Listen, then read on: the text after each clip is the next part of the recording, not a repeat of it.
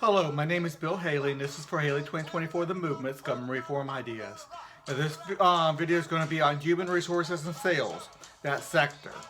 Now, if you don't know what we're doing here yet, if this is one of your first videos, we are proposing a new constitution for the United States, or at least I am, through Haley 2024 The Movement. It's a nonprofit organization teaching on government reforms for free enterprise, more liberty, and just changing the foundations of government.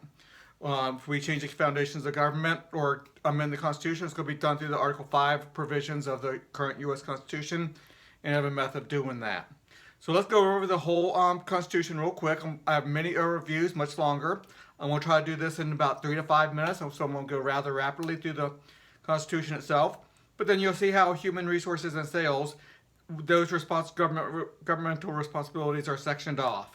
So let's go through the whole system real quick. So it's human resources and sales is a sector we're going to concentrate on today, but let's go through the whole Constitution. We're going to separate all government power into 30 sectors, which means top level elected leaders per sector. So the same person who's the executive or the legislative or the judicial branch, whoever's in those elected offices or appointed offices, they're not in, let's say, family law and environmental, food and manufacturing, prisons and in police, commander-in-chief and the diplomats. I separate all these powers. Every person who's in government will have to belong to one and only one of these sectors. So it's highly important to understand what we're talking about. So when you select when you vote, you're going to vote per sector. Do you want the more liberal, more conservative, more libertarian person per sector? So it's highly important to understand that. But the next, and we're going to go through all 30 of these in a second, but it's more important to understand the next one. Within each sector, you're going to have competitive regulatory agencies. These are full governmental systems with executive, legislative, and judicial powers. They govern their members only. You have to pick one CRA to govern you, but you get to select which CRA governs you. Then within your CRA, you elect their leaders, and the representatives go to the monopolized level. So a couple things need to go monopolized, but a good 90% or more can stay at the sector board level. At the CRA level, at the competitive level. So you get rid of your negative externalities by being governed. They have to meet a certain standard, but then they govern you. Your neighbor's group governs them. So that's the system.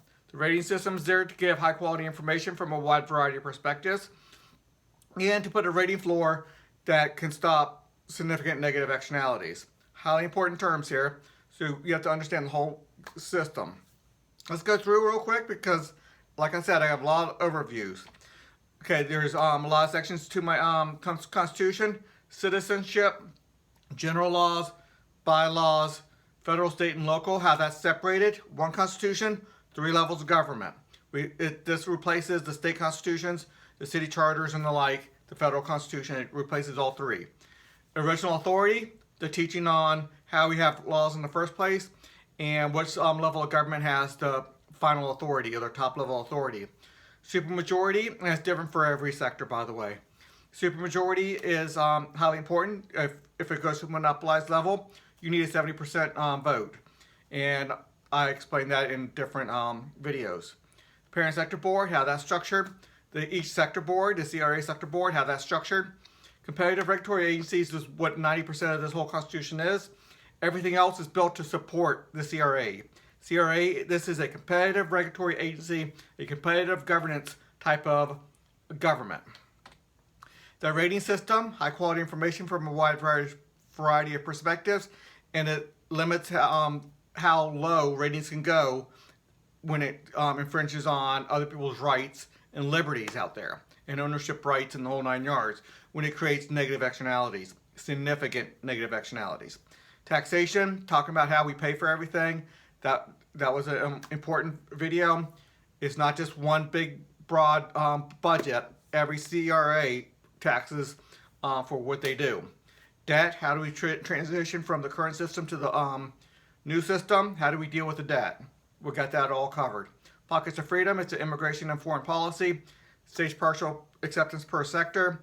You have to look at that one as to help get this Constitution passed. the separation of responsibilities and authorities into 30 sectors. We just talked about that, but let's go over the 30 sectors real quick. 5 in the charity system because we get rid of government welfare altogether. Foreign protection system, 5 in there. We separate the powers from the commander-in-chief and the top diplomat, and we have free enterprise military. We have accountability significantly higher than we currently have in the current system. We have a free enterprise way of distributing the money. Not totally free enterprise, obviously, but it has many free enterprise benefits. Violent crime mitigation system, we separate these out, go significantly free enterprise into a lot of this. But again, we increase the accountability. We increase the checks and balances. We have a societal oversight sector. All these are representative bodies, and that's really important to understand how all that's done. Videos on all that. Healthcare, I have videos out on that. We have a new banking system and new monetary system that's really interesting. It's important to know. Insurance, I just did a video on that. Food, education, got those videos done. Manufacturing, education, totally free enterprise now. You can go with public school system if you want, but it's only it's within the CRA. It's only managing those people that choose to be in there. And that's taxes and benefits, by the way. This one's going to be human resources and sales. That's what this video is. The next video is going to be identity, personal and business. Environmental, I did that one already. Work safety and disability, got that one done. Transportation is still going to be done soon. Media and communication, that's done. And land and water, that's going to be my last one. Then I'll do a good wrap-up video with some question and answers. So it's important to always come back to here. Once you saw all that, if it's the first video, I know I went through it way too quick. Go back to the other overviews where I take my time and really go through each one. Then there's 20, 30, 40-minute long, sometimes an hour-long videos per sector there, or per section or sector. So I really go through and explain everything from representation, much better representation. We explain how everything does the reforms. We talk about transitions. Anyway, let's go on and let's go through this. So human resources and sales. That is going to deal with, first of all, we establish it. Establishing it means you're going to get the 12 CRAs, 5% minimum, 20% maximum. So as long as 5% of the citizens come together, you can have your CRA. And you cannot go above 20% just for the structure's sake. And we explain that in a different video. So the purpose of the human resources and sales sector is to regulate employment and economic transactions in retail and wholesale. Highly important to understand. Might be a little bit broader. We might put a little bit more stuff into this. All that's covered within the whole system. Sector 24 is a taxing sector. So this is one of the 2 to 3 taxing sectors. Really 2 sectors, but another one significantly in taxing, but another sector kind of collects it. So you have to understand it. But this one's definitely a taxing sector. It's going to deal with income tax and sales tax type of thing. That's where that's at. Okay, this is to fund the military. The military still needs to be funded, and we cannot have a this is a method of funding the military. So every state level, so it's important to understand that we're talking about state level, sector 24, which is the sector we're dealing with, human resources and sales.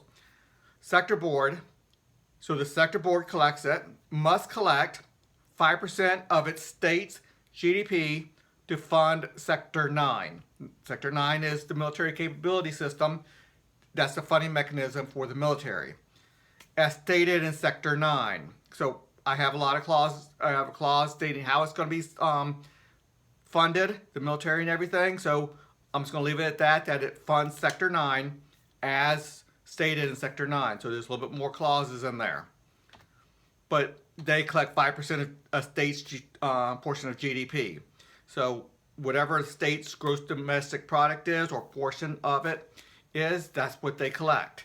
So if a really rich state, New York and California with very high levels of standards of living, not necessarily standard of living, cost of living is different They pay by percentage, 5% of what they do. A low cost of living state, they still have to pay the 5%. Right now, it gets unbalanced because the progressive nature of our tax system, and it's really not as fair as it should be. This makes it super fair, and at 5%, it keeps the level down so low that it's not so burdensome. Now, I want to make sure everybody understands we got a semicolon at the end of this, so it's one big clause. The Sector 24 Sector Board must develop a method to assign each Sector 24 CRA, this is state level by the way, a percentage of their GDP in which it is responsible. So if 15% of the people belong to one CRA, and they have 15% of the gross domestic product, or they're responsible for that, then they have to pay 15%, 5% of what they do. But there might be a CRA that has a much wealthier members and businesses and the like, and they're going to be paying more. So they have to have a method. Basically 5% of their GDP, 5% of their gross sales or income. But they have a method of doing that. So, but the sector board will assign each CRA a dollar amount or something to say how much they owe. And there will be a system for that. And it'll be a fair system. A lot of people will put their input on it, and sure, there'll be a debate about how they should do that. But once it's done, people can change sector CRAs just to match what that is. So they're going to have to come into a balance. They're going to have to come into a balance because if people change CRAs because it disfavored one CRA versus another, then the sector board is going to have to realize they cannot play games with it because it has to come back into balance. Okay, semicolon, very important to understand. We're talking about the same clause. 50% of the taxing obligation must be assigned to the business side, and 50% must be assigned to the individual side. So we're talking about 5% of GDP. So we're talking something like 2.5% of GDP would be done on the sales tax type of thing, 5% more on the income tax. Now, we'll talk in a minute about they're going to have a little bit more options of what they can do, but half of it's going to be on the business side, sales, retail sales, wholesales, and like one's going to be more on the personal income side. And all these things will have good definitions.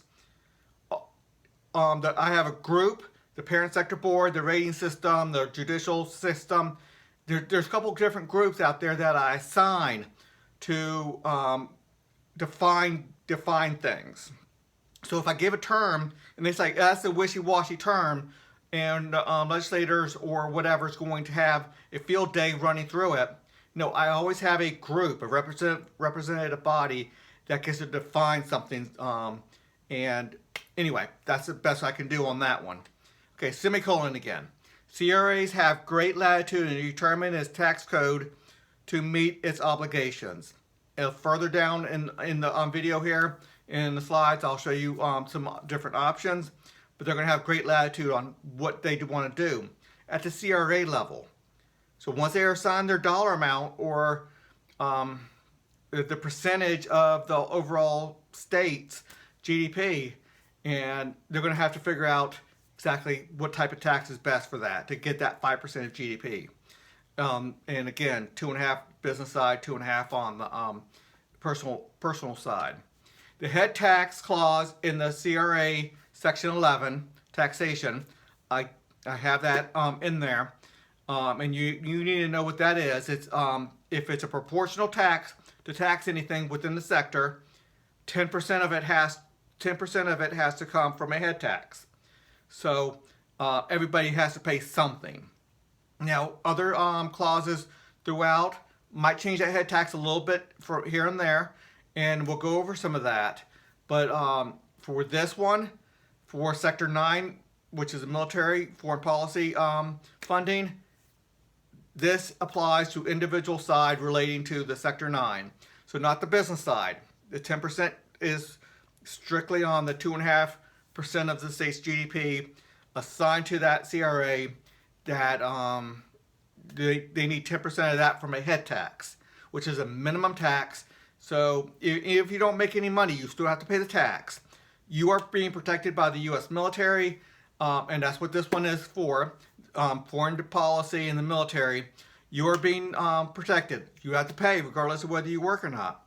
Now, if you don't work, you don't make any money, well, you go work in the charity economy, or you get out there and work doing something to at least pay that minimum tax. It's not that much. It's doable. It might be a few hours a week to pay that if you're really unskilled. But you have to work. And the charity economy will specialize in putting anybody to work and actually trying to gain their skill level up so they can be more productive and not have to put so many hours in. But everybody must help. That's one of the standards or one of the main principles of Haley 2024 reforms. Okay, let's see. Okay, that's the end of that clause. I had the semicolon, and then we make sure we do a head tax on the individual side, not the business side, and we'll go from there. Okay, Sector 24's rating system with a 40% vote may set a rating floor for integrity, and the 70% vote lowers integrity rating floors. Okay, I took this clause out of this section because it is in the rating system side, so it's a duplicate. So it's still there, but it's more in the rating system section of the Constitution, and it applies to all of it. So I didn't want to repeat myself, but I wanted to make sure you guys understood this is in the rating system. And so Sector 24, every sector deals with integrity. So I say Sector 24 because that's what we're on, but every sector, they deal with integrity within their sector. So that's there, but it's in the rating system. So this is a duplicate, so I'm going to take it out of the final draft, but it's still in the rating system, so it still applies. Okay, this one's not a clause. I'm talking here. Every CRA will have leeway on how they collect the tax, from head tax, flat tax, progressive income tax, sales tax. I said income again here. Value-added tax, a VAT tax, among others. There's a lot of ways to do a tax. A CRA gets to choose. Now, if they choose unwisely and they drive members out, then they drive members out, but they have to go to another CRA. They're going to be paying their tax. That's why the sector board has to do it as fair as they possibly can.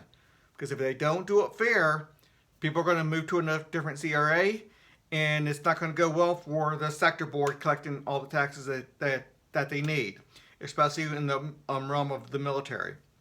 So let's keep on going. Selected other taxing clauses throughout the Constitution. So this is not a clause.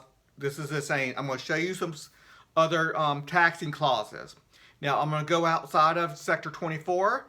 I'm going to get into some of the other ones so you know what's out there. So this is kind of like a big overview of the tax system.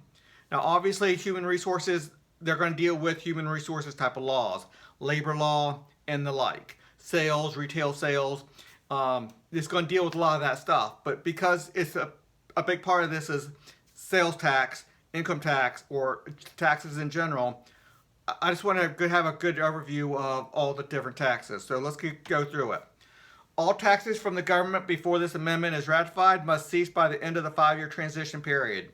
So this Constitution is going to have a 5-year transition period, and at the end of it, once this takes full effect after the transition, all current taxes are gone, and then every sector has to deal with taxing. Or fees, or CRA fees, or managing companies that are providing the services that people are wanting to do. So, or needing to do, they're required to do through the CRA social contract. Everybody has to sign to be an American citizen or stay in America. You have to sign saying that you're going to pay your CRA fees, belong to a CRA in every sector at all 3 levels of government. There's a lot of stuff to it. So let's keep on going. But the new system has to start taxing. The old system stops taxing. Every entity must pay the fee of membership for their CRA in every sector. So this is a clause. It's a clause up in the taxing section, and it's important to understand you have to select the CRA per sector, and they have to charge you a CRA fee, and you have to pay your CRA fee. Now, the identity sector, they're going to help coordinate the fees. You have a one-stop shop where you can do your elections and your paying your fees and stuff like that. But don't get me wrong, we're going to be paying still a lot of money. The federal government, the state government, and the local government all combined spend well over $8 trillion.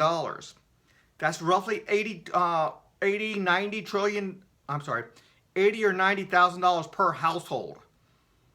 That's a lot of money, just in taxes. That's not the average income. That's the average household tax, federal, state, and local combined. So monthly CRA fees, when they all combine together, yeah, they can still be kind of high. It all depends on whether you pay for your education in the private sector or through the CRA fees. It all depends on whether you charge or pay for your police protection through CRA fees or through a separate contract. It depends on whether you do your roads. It's mostly, well, roads are kind of a bad example. That goes totally free enterprise to a large degree. It really depends on a lot of factors, whether you get it through your CRA fee with socialized type of CRAs, or whether you go free enterprise libertarian CRAs where you're paying for your things in the free market. And the CRAs are kind of like free markets, don't get me wrong. But you're paying for your things in the free market, and the CRAs just giving them mild regulations. So everything still needs to be paid for, don't get me wrong, but it's going to be paid for in a different type of way. Mostly the fees. Now, obviously the military, the fees are going to be more proportional. Income tax, proportional to your income tax, proportional to sales taxes, proportional to maybe real estate tax, and the like. So let's continue. All CRAs set their own membership fees. So it's important to understand the CRAs set the membership fees, but in certain sectors, such as human resources, because it is a income tax mandated by the Constitution to fund the military, income, sales, whatever type of tax, there will be a certain percentage of your income. It might be some head tax. There's a lot to it. But so they don't get to only set their CRA fees because it's paying for the military. And there are rating floors for funding levels. So a CRA might be able to set their own membership fees, but there might be a minimum. You have to have a police contract. And a police contract has to be to a certain level, or hey, one policeman for 10 million people, that's not going to cut it. You know what I mean? So your contract has to be legitimate. It has to meet that rating floor of dealing with the purpose of the sector. So if the purpose of the sector is to provide police, adequate enough police, there's a rating floor saying, okay, your contract has to be at least this high to get enough policemen to cover the neighborhoods. Okay, let's continue on. Okay, I'm not going to read all of this. This is going to go too in depth. But starting at age 13, you start paying a little bit of your CRA fees. You start becoming an adult. You start your obligation to for funding, but it's gradual from 13th until you hit your 18th birthday. At your 18th birthday, you are fully invested citizen, and you start having to pay your full funding levels of your CRA fees. But there is a graduated progressive, as you get older, progressive increase in your funding obligations. So you can read through that if you wish to, pause it and read through it, but I won't keep on going. When this amendment calls for a CRA funding, fees, proportional tax, among other obligations, that implicitly means the option of funding, contracting with, or paying private businesses regulated by the CRA in accomplishing the goal of mandatory funding.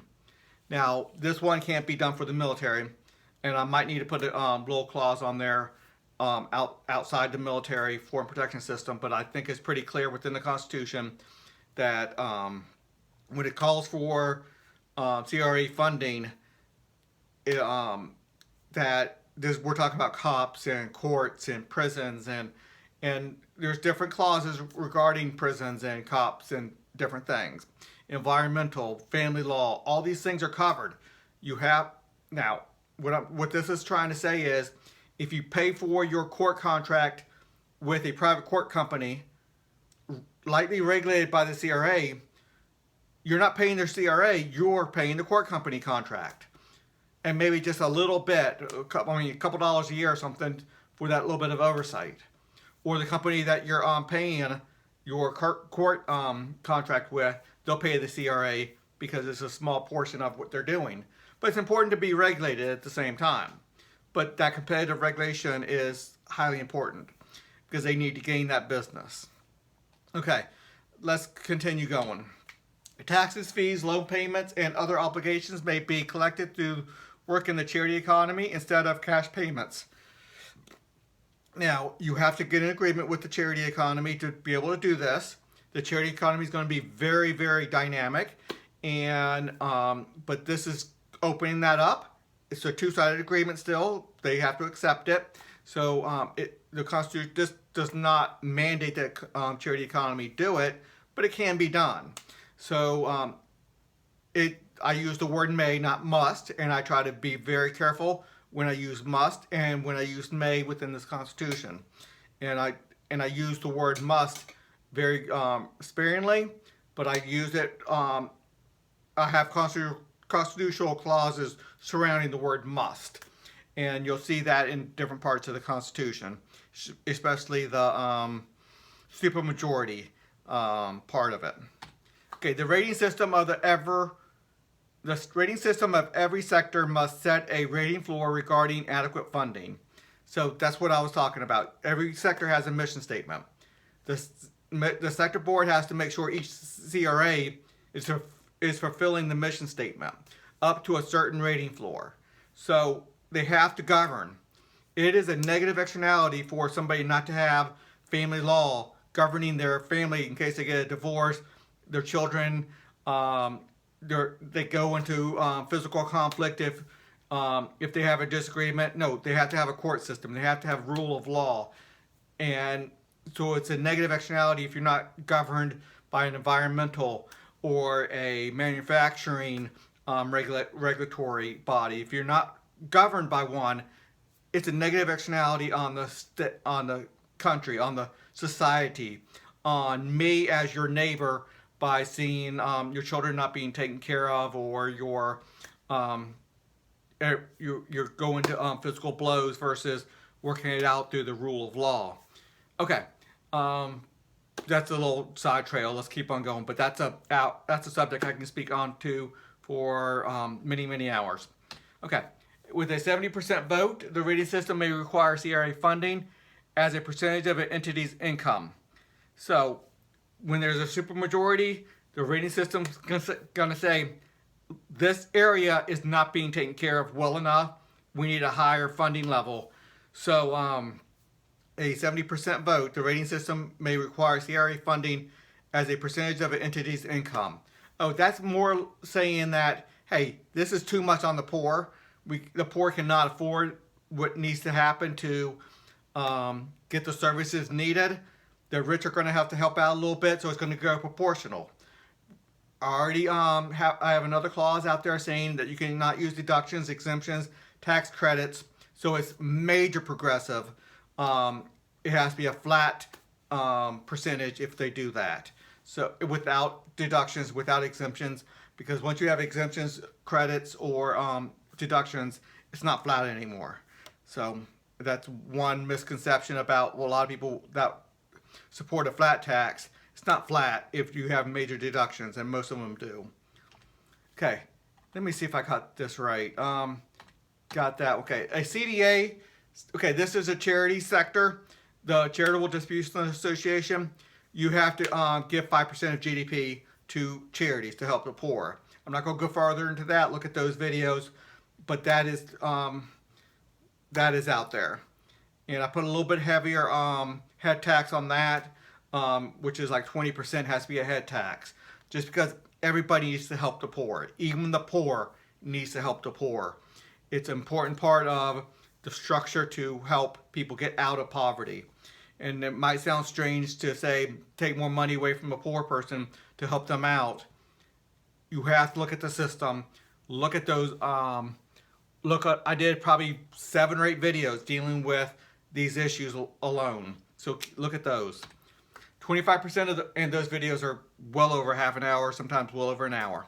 Okay, 25% of the rating floor of the law enforcement funding must come from a citizen head tax paid to their Sector 12 CRA. That's the police CRA. So I do mandate within the Constitution that, hey, some comes from a head tax on the law enforcement. Then 25% comes from a proportional real estate tax, and then the business side pays the other stuff. Now that's a minimum level of the minimum level. You can always get a law enforcement contract that's higher level, and they will supply that. You're going to have more police presence. You're going to have a better detectives. You're going to have a better crime lab. You're going to have better response times. A lot of things like that. You can have. I mean, if you have a celebrity or somebody who has death threats, you can have a higher contract, and you get more personal protection. There's a lot to that, especially if somebody has a death threat and they're not rich. The whole system is going to be able to come around and help support that. It might be part of the insurance. It might be part of a lot of different things. It might be part of the charity economy, but it could be worked out within the system, and we'll see. Okay, 50%. Let me make sure I got that covered. Okay, and 50% comes from a violent. Okay, for funding the prison, 50% comes from a citizen head tax. So it's very important that we do a head tax on that one. Everybody pays to keep people behind bars. We don't want people behind bars to a large degree and paying a ton of money. That's not a good use of our money. There's a lot of ways to keep prisoners behind bars or out of the ability to harm others with a lot less cost.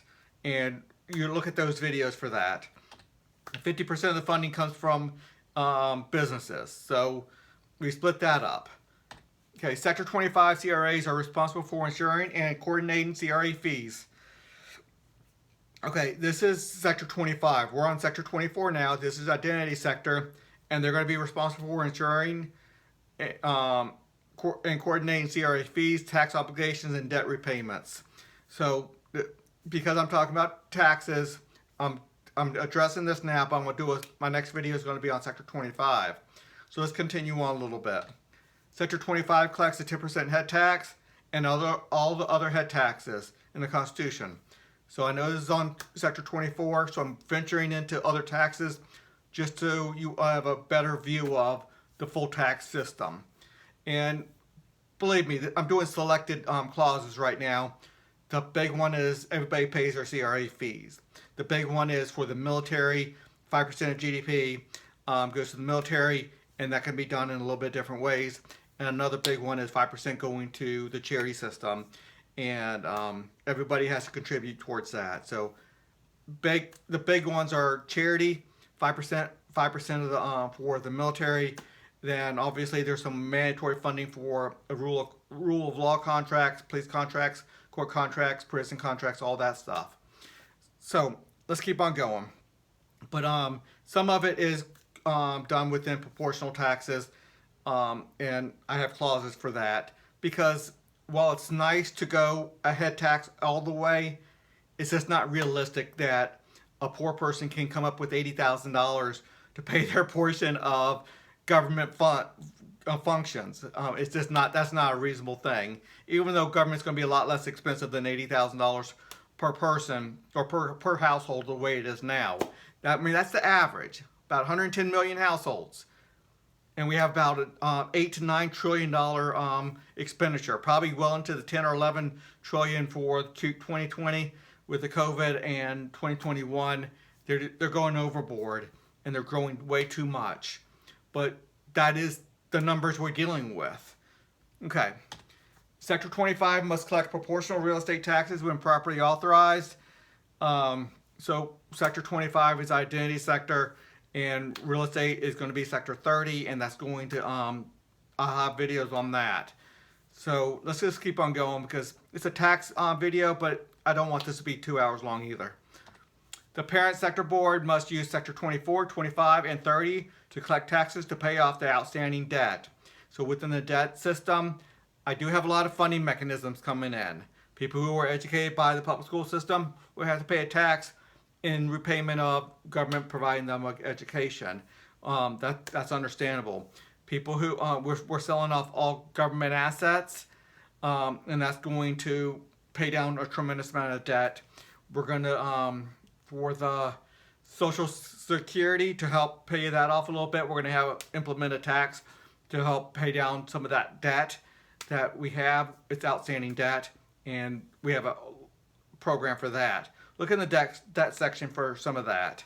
But I just want to let you know, Sector 24 has to be responsible for some of that, and 30% of that will come from the sales tax. 30% will come from the income tax, and part of that is a minimum. I always try to do a minimum tax in there, and I kind of have a lot of different ways to do a minimum tax. This is 25% of the average per capita debt income tax, so it's a little bit different, and all those words are important to understand and be precise in my speech on that. Okay, Sector 25 must collect 10% of the tax in the form of a head tax. Again, that's just one of the clauses in the tax section. Sector 25 must collect 30% of the tax in the form of a proportional real estate tax. Again, this is to pay off the debt. I'm venturing out of Sector 24, which is a focus of this because it's Section 24 / dealing with a lot of the tax code there. Okay, pretty much done with this video. I'm showing the 30 sectors again. If you want to stop and look at it, the charity system, the foreign protection system, violent crime mitigation system, the 15 other sectors. We're dealing with Sector 24, which is human resources and sales, and we're dealing with a lot of different things. So you're paying your CRA fees at each one. Now, when I do my next video in Sector 25 for identity sector, we're going to see that they're going to make it easy on everybody. A one-stop shop for all the fees, for selecting your CRA, for paying your taxes. There's a lot they're going to be able to take care of for you. They're going to, I'm excited to do that video, and I'm going to do that soon. So then you got the other sectors in there, and either I've done it or there's a few more I have to do. So I always end on this screen right here. You select your CRA for your human resources and sales. Now, your employer most likely will force you into, hey, I need you to go into this one. If you want a job here, you have to be regulated by the human resources and sales CRA that we're with. That's fine. It's a two-sided agreement. Sometimes the employer is going to cooperate with a whole bunch of CRAs that the employee likes, but with limitations on saying this is this is how much we're going to pay you, or there's a lot of complications in that, and you're just going to have to understand the whole CRA structure, the two-sided agreement, the ability for everything to come into balance. Because if a CRA is too business friendly and the employer is always getting the short end of the stick, then that's not good. But if the CRA is too employee friendly, and the employer is getting the short end of the stick, it's not going to go well. It's going to force it into the middle. So anyway, let's keep on going. Okay, this video's done. So we're 39 minutes into it. I just have a few more videos to finish up this constitutional set of videos, and until the next video.